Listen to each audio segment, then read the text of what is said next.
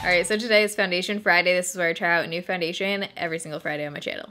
Every Friday. I have a whole playlist that has all the Foundation Fridays in there if you want to go back and watch any. But today we're trying out a brand new drugstore foundation by Covergirl. This is the Covergirl True Blend Matte Made Foundation. So actually I'm going to be swatching for you guys the four shades, 3 of the lightest and then the shade M15, but we'll get there. I sent all 40 shades in PR, so I'm obviously going to be donating the other shades that don't work for me. And then we're trying out these ones. Looking on CoverGirl's website, this is supposed to be pore minimizing, oil controlling, transfer resistant, 12-hour comfort matte. It's a matte formula that isn't drying or cakey. Strong yet flexible film. Ooh. I don't know if I would want to describe a foundation as a film. On skin for durability and comfort, while mattifying powders absorb oil and minimize pores for a soft focus, flawless finish. So I have dry skin. We'll get into that in the demo part of this video, but obviously this is made for someone that has more oily skin. It's supposed to be an oil controlling foundation. Still want to try it out regardless because it is a new foundation launch and just see how it works on dry skin. Foundation has 1 fluid ounce product in it and you can get it for about $8.50 or $9 around there depending on where you get it. 40 shades. That is huge for the drugstore, for any foundation. 40 shades, that's a big step in the right direction. I'm going to be talking about, obviously, the lightest few shades. So you guys will see how they compare to some of the other foundations. In the past, CoverGirl foundations for me have always been way too dark. Like the lightest shade is typically about an NC 25-30 in CoverGirl foundations, and they also oxidize. Some of my favorite foundations are CoverGirl, the CoverGirl Vitalist, CoverGirl Matte BB, which I just mentioned in the oily skin video, but I've always had to mix CoverGirl because they never have fair shades, like even remotely in the fair range. So the fact that they came out with 40 shades, I know they have deeper ones too, is huge. I'm curious to see what they're going to carry in stores. So I'm going to start swatches right here so you can see how these 4 shades compared to some of my other foundations. Alright, so swatches, I have 4 shades of the CoverGirl foundation here next to 5 other shades just so you can see some comparisons. So this first one right here is the CoverGirl True Blend Matte Made Foundation in the lightest shade L10. This one is definitely more yellow than all of the swatches right here. So if you have a yellow undertone, L10 is probably the way to go. Next over is L15, L20, and M15. And M15 I do feel like has already darkened quite a bit. Here's Dermacol 208, Flower Beauty Light Illusion in L1, CYO Life Proof in 101, Maybelline Fit Me in 115 Ivory, and NARS Natural Radiant Foundation in Mont Blanc. I did want to swatch some CoverGirl foundations and some other drugstore ones, but I actually just packed up like 99% of my makeup collection last night because I'm moving, so they're all in cardboard boxes right now, so unfortunately I couldn't do that, but hopefully this gives you some shade comparisons right here. So from these, L20 actually seems to be the lightest, and it seems pretty close in undertone to 2 of my go-tos, Dermacol 208 and CYO Life Proof in 101, so I am going to go in with L20 right here. So even though it's technically the 3rd over shade, this one in my opinion looks lighter. Obviously the undertones are just different, but it also looks a little bit lighter. So if you're excited for Foundation Friday, don't forget to give this video a thumbs up. If you're new here, you can join the Beirito family and subscribe. I upload every Monday, Wednesday, Friday, 6 p.m. Pacific time. Let me know down below what foundations you guys want to see next. I was thinking about doing the Beauty Bakery foundation, and then I'm going to try and get my hands on the new Revlon one. I have not been able to find it in Seattle yet, but I do want to do the new Revlon foundation as well. By the way, I was up till like 2 a.m. packing last night because I'm moving and trying to pre-film and trying to do basically 5,000 things at the same time right now. So if I'm not super energetic throughout this video, that's why.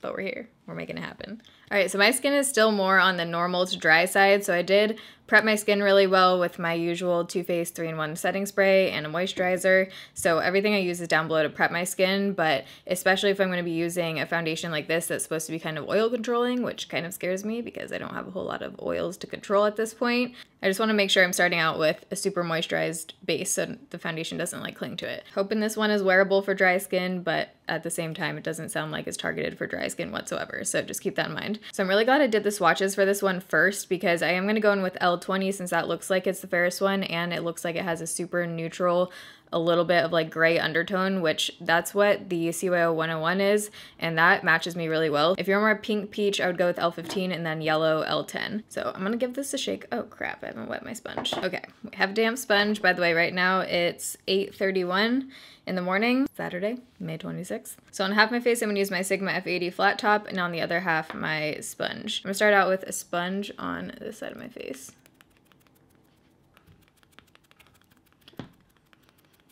It doesn't say on here what kind of coverage it's supposed to be.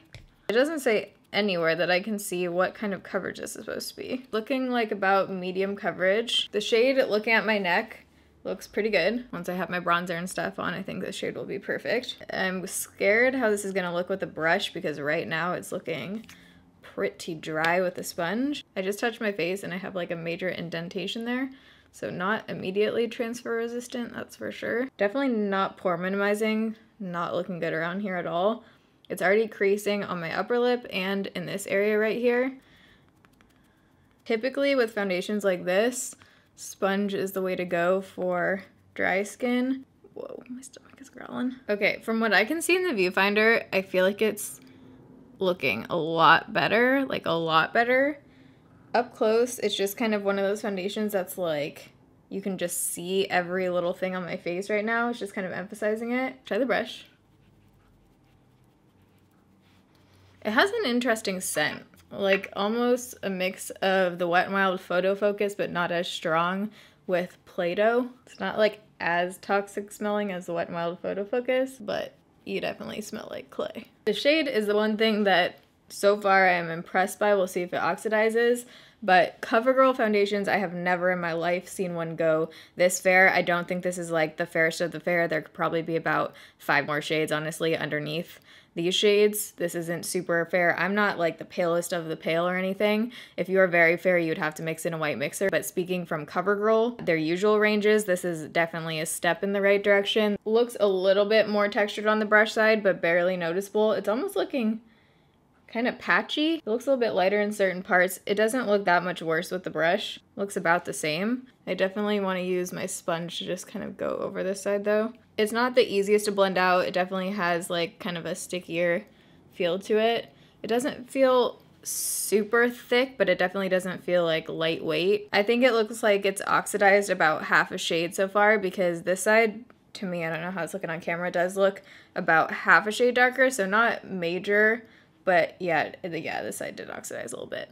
Okay, so hopefully it doesn't keep oxidizing. Like I said, Covergirl foundations usually do. I think I got a little bit better coverage on this side. This side looks like high medium. This one looks like just medium. Not liking how it looks on my forehead, so I'm gonna smooth this out with a sponge. I don't have anything on here right now, just to try and get rid of some of that texture. Oh, it's just looking pretty cakey up there. Okay, it just looks overall a bit cakey. Like I definitely at this point would not reach for this foundation again. Would not say it's pore minimizing whatsoever, and it also doesn't look very soft focused to me. I can kind of see where they were going with that, but then it just totally emphasizes your texture, at least on my skin. One thing I do like is that it feels like it's setting. I definitely could blend powder products on top of here without it dragging or sticking. It does feel like it's setting down to kind of like a powdery finish, so that's great. It's supposed to be transfer resistant. I am getting some transfer right now, but maybe it just needs to kind of set down and dry a little bit more. So I'm gonna give it a few minutes, do the rest of my makeup. Right now it's 8:41, so I'll be back in a few minutes. Okay, so now it's 9:13. We're gonna call it check-in time, 9 o'clock. As far as the formula, do not like how this looks on my skin. Just looks very drying, very settly, very creasy. Again, this isn't supposed to be for dry skin, so keep that in mind, but just as far as how it's sitting on my skin, I wouldn't wear this again. I think it's looking better on camera, so I'm gonna do a shot in natural lighting. I'll include it right here, and then we'll do flash tests. Here we are in natural lighting in front of the window right here. Already getting some creasing on my upper lip right here, and then major creasing over here. I don't feel like it's totally picking it up how bad it looks around my pores, but yeah, they're there. And then my forehead just looks very dry, a bit cakey, almost looks like it's separating a bit right here. But let's go do a flash test, see how this does. Oh, it looks pretty good. It actually looks very like soft and kind of smoothing too. Not a great picture, but the actual foundation looks good. It doesn't look like there's a whole lot of flashback. It looks nice and smoothing. I actually feel like this is one of the better ones in Flash I've done so far. Okay, so on the rest of my face, I'm wearing a lot of Jouer because I wanted to try out all their new stuff. But this is the Bronzer Duo, which I was so freaking excited to try because you guys know their blush formulas in this The Jouer blushes are one of the best formulas in my opinion. Blend out so easily, so I was excited to try out the bronzer duo. This is in the shade medium, light to medium duo, and it is on the warmer side, so I kind of had to like tone it down with the face powder a little bit, but it blended out so easily, and I would definitely try this one again. I kind of just mixed the two shades, so maybe I would just go in with this one. And then the blush I used is the Pixie Chloe Morello. I went in with this shade right here. I actually tried out the Anastacio Glow Kit for the first time ever. Don't ask me how I've managed to be on YouTube for like 7 years now, 6 years, and I've never tried this. I have not. It's never appealed to me, to be honest. I just feel like it has always looked a little bit more glittery, and I just knew it wasn't going to be my thing.